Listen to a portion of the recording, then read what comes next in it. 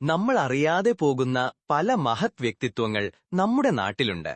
അവരെക്കുറിച്ച് ആരും ഒന്നും പറയുന്നത് ഞാൻ കേട്ടിട്ടില്ല. അതുകൊണ്ട് എന്നാൽ കഴിയുന്ന രീതിയിൽ ഞാൻ നിങ്ങളിലേക്ക് എത്തിക്കാൻ ശ്രമിക്കുന്നു. ഒരു ഇന്ത്യൻ പർവ്വതാരോഹകയാണ് ബചേന്ദ്രി പാൽ.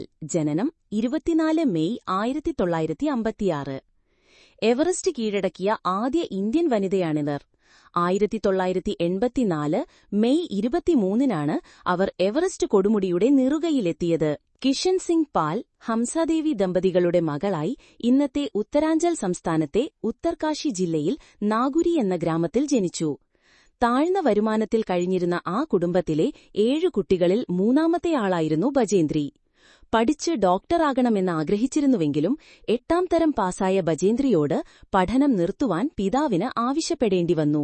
സ്കൂൾ വിദ്യാഭ്യാസം തൽക്കാലത്തേക്ക് മുടങ്ങിയെങ്കിലും തുടർന്ന് പഠിക്കുവാനുള്ള ആഗ്രഹം ശക്തമായി. പകൽ ഗാർഹിക ജോലികളും രാത്രി വായനയുമായി ബചേന്ദ്രി മുന്നോട്ട് നീങ്ങി. ഈ നിശ്ചയദാർഢ്യം കണ്ട മൂത്ത സഹോദരന്റെ പ്രേരണ മൂലം മാതാപിതാക്കൾ ബചേന്ദ്രിയെ സ്കൂൾ വിദ്യാഭ്യാസം പൂർത്തിയാക്കുവാൻ അനുവദിച്ചു. നല്ല മാർക്കോടെ 10ാം തരം പാസായ ബചേന്ദ്രി സ്കൂൾ പ്രിൻസിപ്പലിന്റെ പ്രോത്സാഹന സഹായങ്ങളോടെ കോളേജ് വിദ്യാഭ്യാസം തുടങ്ങുകയും ബിരുദമെടുക്കുകയും ചെയ്തു. തുടർന്ന് സംസ്കൃതത്തിൽ ബിരുദാനന്തര ബിരുദവും ബിഎഡും നേടി.